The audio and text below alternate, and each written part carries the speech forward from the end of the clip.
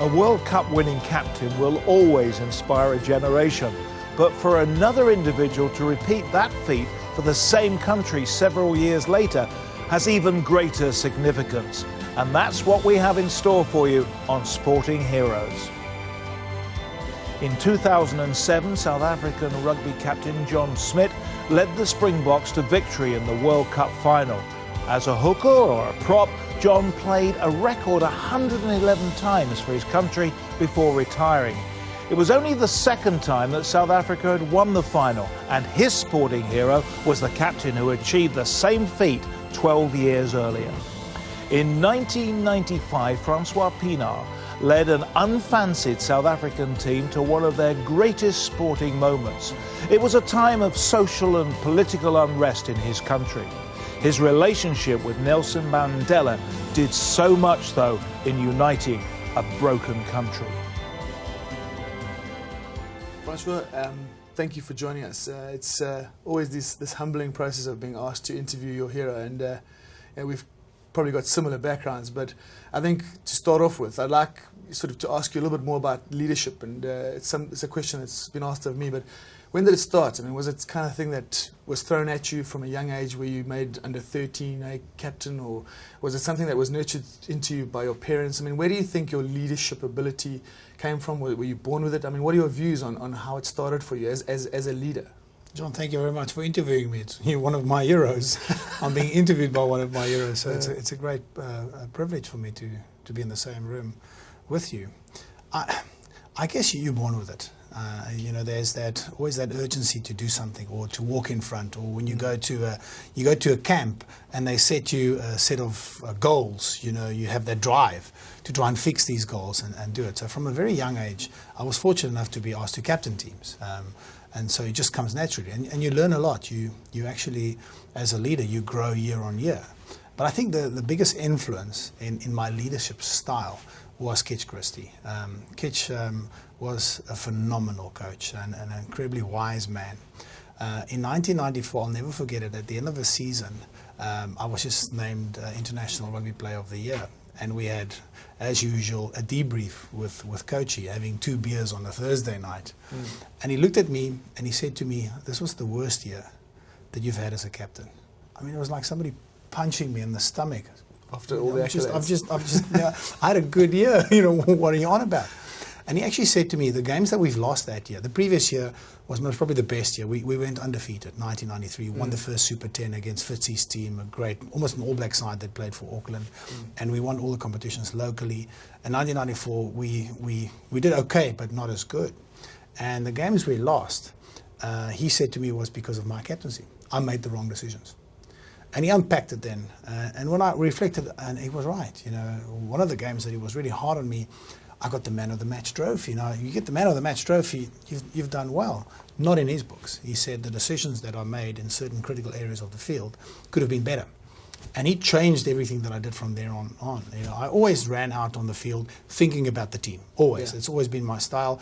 What do we need to do? Where's the weaknesses in the opposition? What's happening next as well? Yeah, what is the game plan? Where can we get an edge? I always looked at where can you get an edge, because the game of rugby is so tough and intense, and at the highest level you need a margin, you need an edge. So I had certain rules, but he actually planted that seed right at the beginning, and in 1994 he drove it home with a hammer, saying you must make the right decisions. So fortunately he allowed me to make all the decisions, and after the game I would take the blame. We said that to the team. I'll never forget one game, and Brendan Fenter might not like this story, but we're in a tense game and I call a move. I used to call all the starter moves, and from there on you play. So you would always look at where we want to play and what side of the field you want to get to. And I called a move, and Brendan rushed from centre and he said, no, let's do this move. I said, no, we're going to do this move. He said, no, let's do this. And I said, we're going to do this move. So you could see that I was quite focused. We did the move, and it sort of worked out well. We didn't score, but we played upfield. And he came to me and said, great decision. I said, no, it doesn't matter. If a good or bad decision, I made a call. If the call is made, it's done. I take the responsibility if it's a dud call, because I know when I'm sitting there with my report card, Mr. Christie would say, that was a pretty bad call. So as a leader, he had the biggest impact on decision making on the field in my life. This was just a phenomenal person that knew the game incredibly well, and he could lead men and get men to do some extraordinary things. I've always, after the World Cup, was with a smirk, when you hear rugby players that played with us talk about Kitch Christie, they would say he's a great manager. But they don't know how good he was as a coach. He was a brilliant coach. But the art that he had was not to tell you what to do. He knew how to get you to do what he wanted done on the field, and that's empowering. So he had a tremendous influence on my life. How old were you when this started becoming a major responsibility, when playing for Transvaal in the day and obviously under Kitch as well?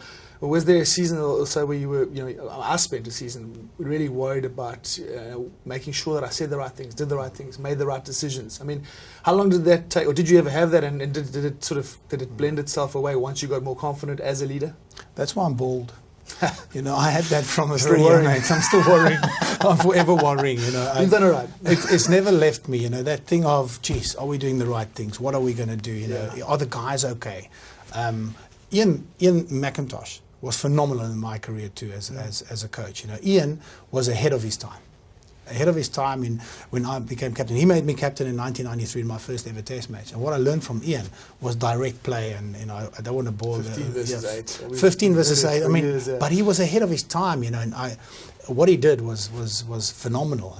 Sadly, because of politics and so forth, he got sacked. But that gave Kitch Christie the opportunity. I met him in 1993 when I was basically coaching the Transvaal team. We were in between coaches, and I won't bore you with the detail there. And he walked into a room, and we were playing.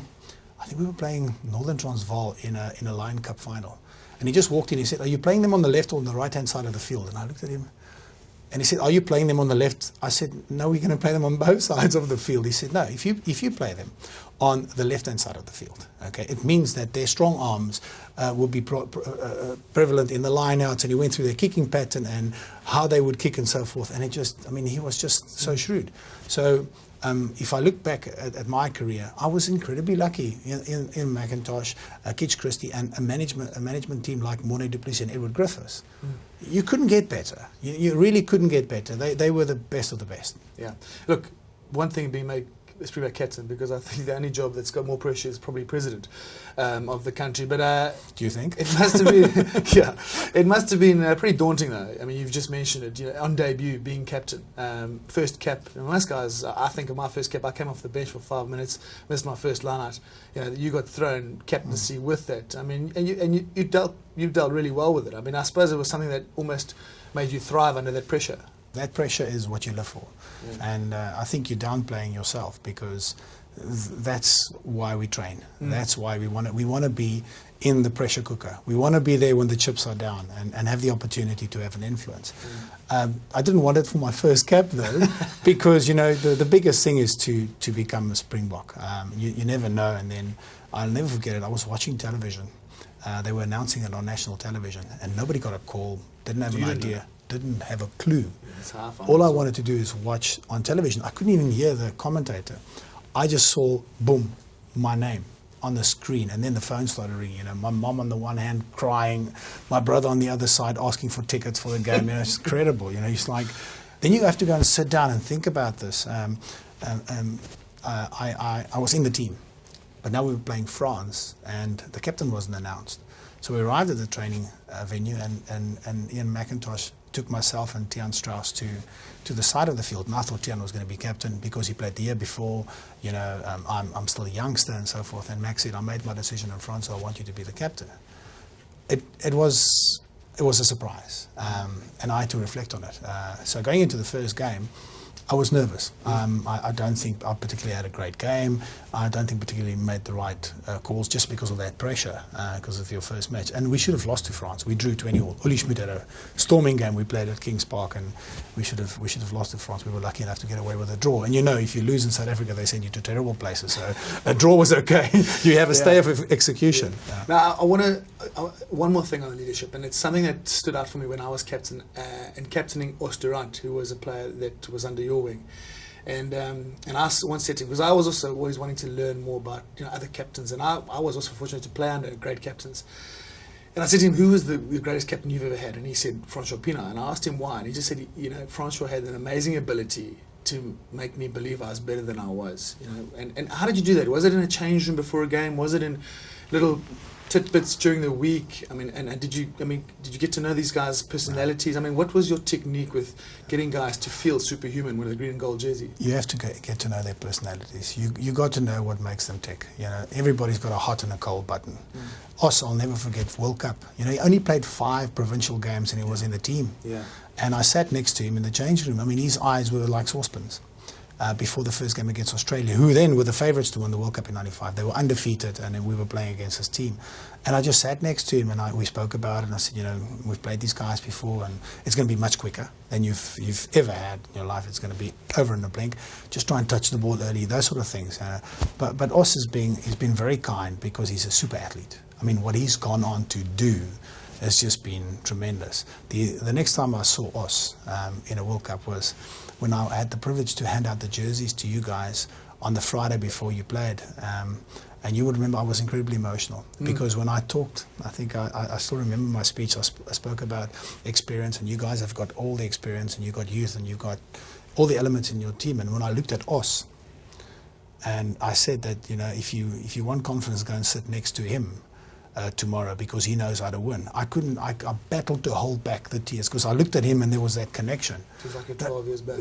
It's 12 years back, it's incredibly emotional, and you had James Small and the tears were rolling down his cheek, and it was like, whoa, we rugby players, we don't cry, it's we got to be tough. But it's that connection to understand him as an individual. We had, the beauty of our team is we had incredible talent. A lot of people in 1995, we were not well rated as such, which was, in my opinion, and I know people will shoot me down for it, was a bad rating. Because if you look at the quality of players in that team, from Henri Joubert, who became the Rolls Royce of fullbacks, right through to Os Durant, Joos van der Wester, I can go on and on and on.